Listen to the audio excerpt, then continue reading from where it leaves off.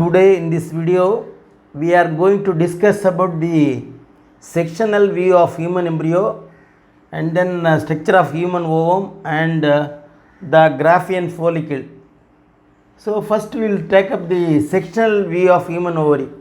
You know pretty well the ovary is in between this is the uterus and this is cervix, and here you can see the fallopian tube, and then this is the infundibulum.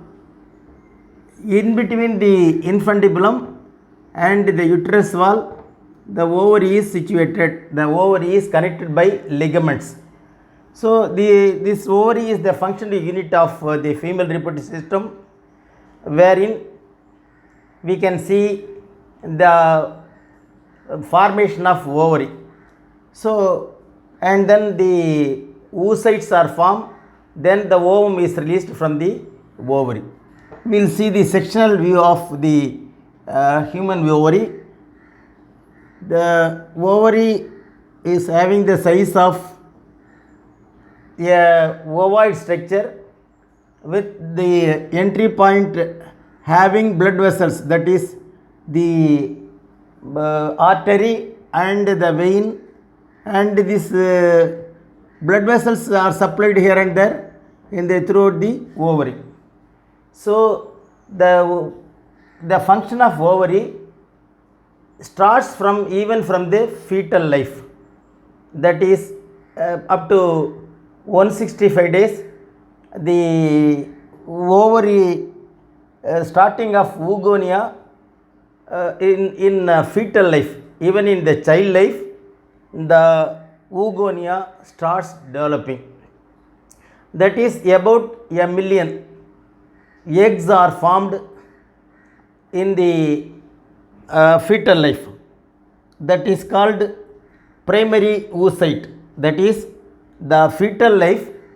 In the fetal life itself, the ovary is having about 1 million, 10 lakhs ovum will be there, and then that is in the form of it is stagnated afterwards, and then there is no development, or there is no further growth and other things. So in fetal life, it develops into primary oocyte, and it is as long as the puberty attains, it is in dormant stage.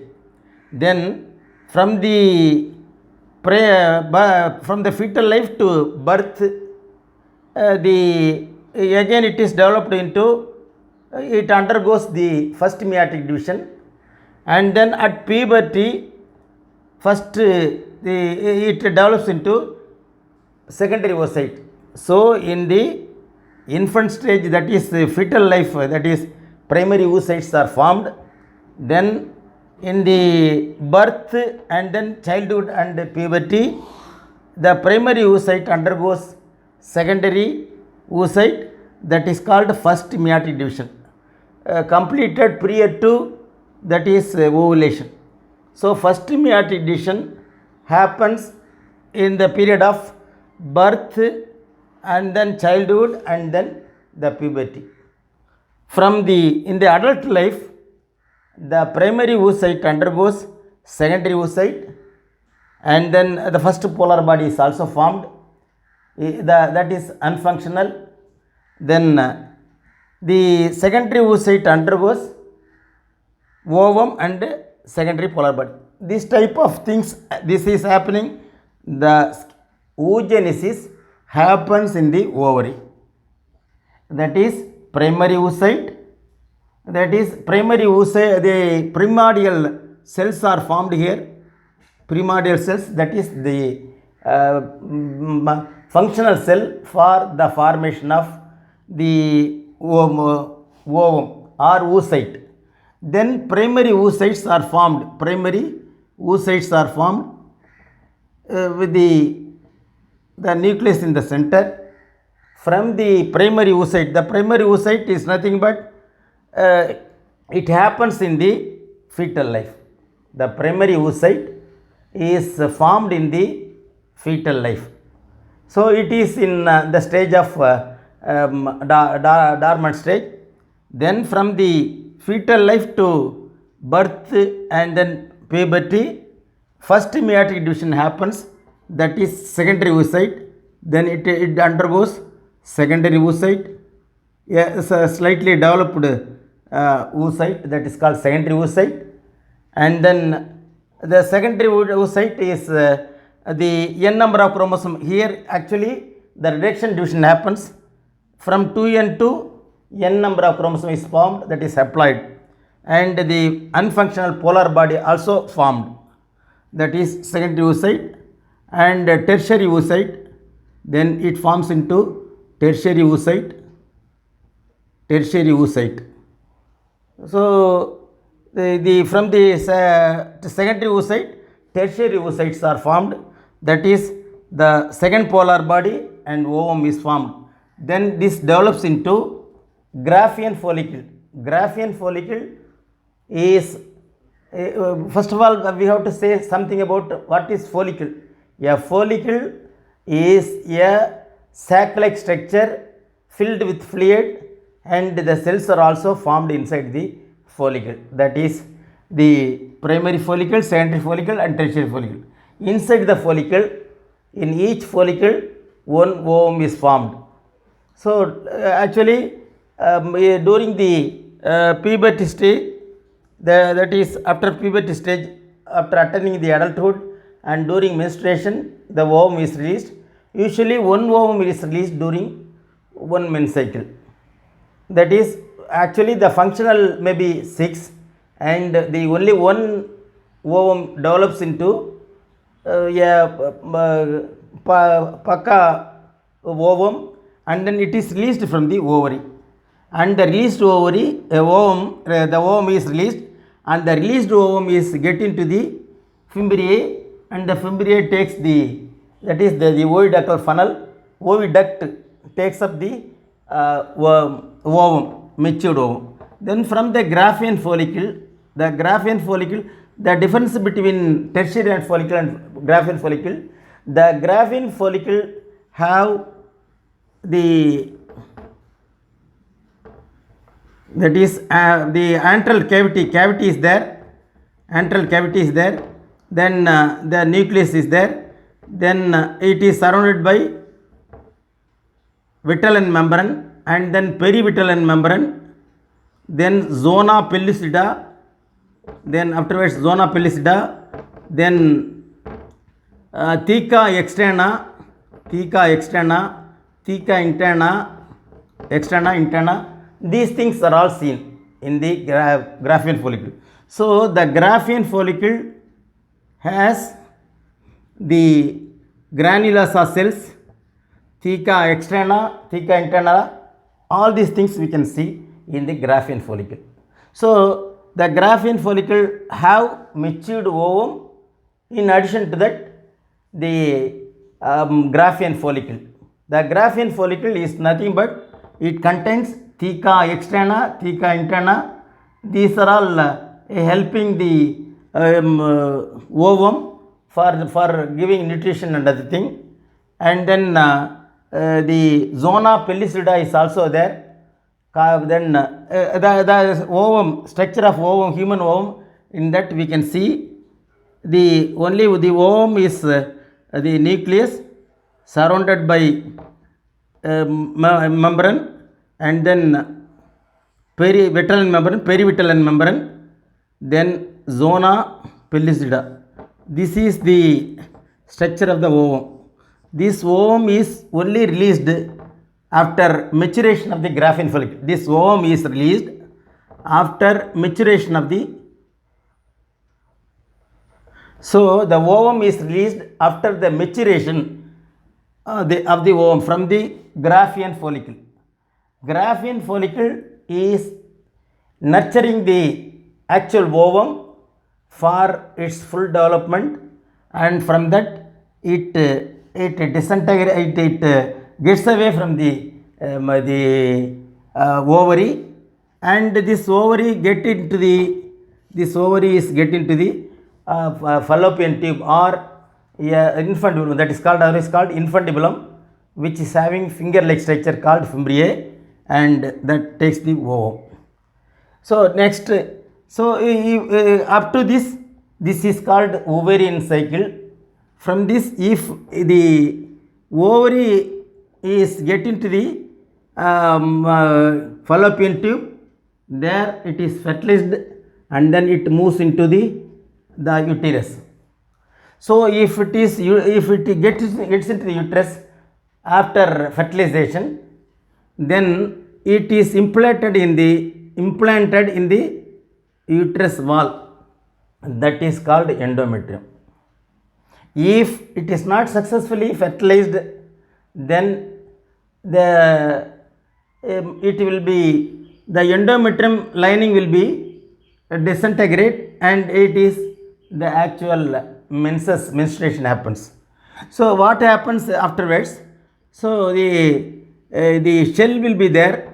After releasing the ovum, the Gravian follicle is called luteum, corpus luteum. Corpus luteum is nothing but a shell-like structure surrounded by cells, and this corpus luteum, these are all then the corpus luteum develops. This is maintaining the progesterone level. The hormone progesterone is maintained by this corpus luteum. Suppose if the corpus luteum, if the fertilization occurs, this corpus luteum releases the hormone called progesterone, which helps in implanting in the uterus. If it is not fertilized, then it is helping, the progesterone level is helping for the disintegration of the endometrium, or the falling, the line of endometrium falling happens as menstrual blood. That is the function of the corpus luteum. The corpus luteum left a scar called corpus albicans. A scar is left called corpus albicans. So this is called primary, this is primordial cell. Primordial cell is the basic cell for the formation of the oocyte. Then primary oocyte. Oocyte means ova plus cyte means cell. The ovum producing cell is called oocyte.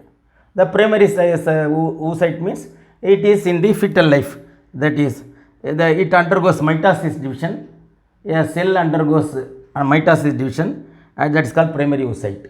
This happens in fetal life up to primary oocyte. Then the first meiotic division happens in birth and during childhood and puberty. That is secondary oocyte.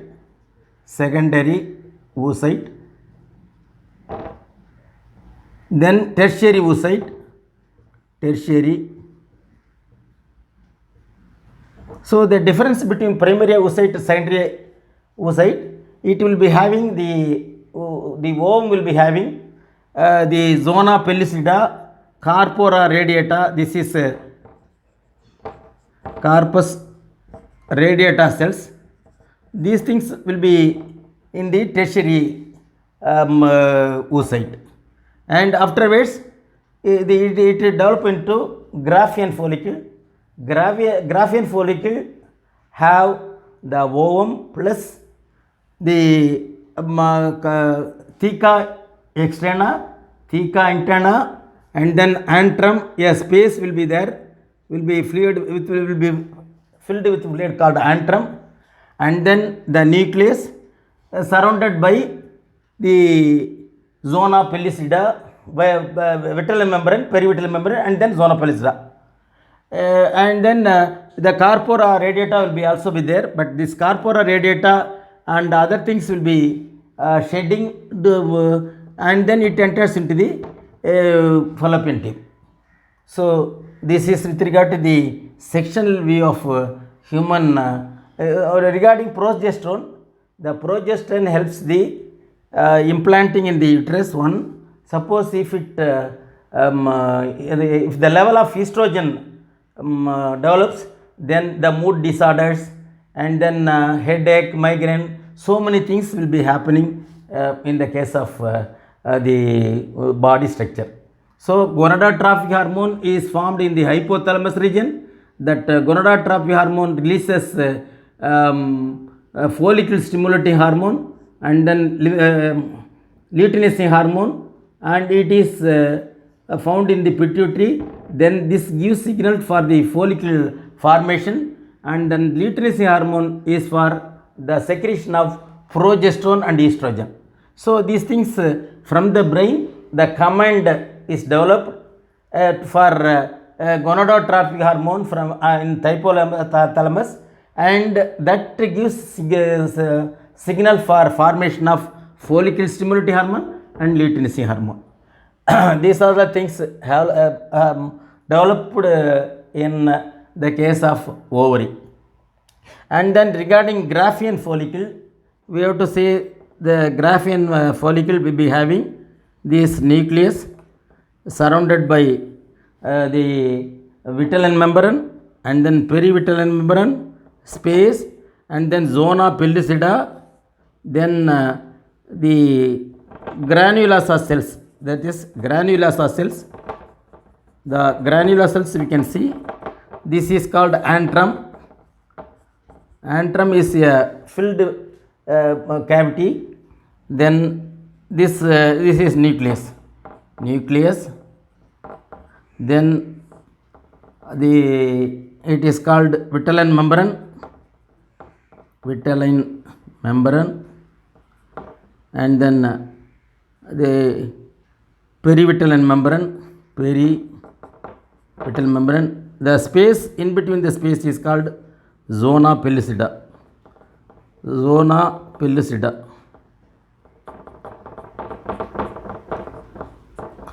pellucida is a transparent structure which is helping the ovum for supplying nutrition and all.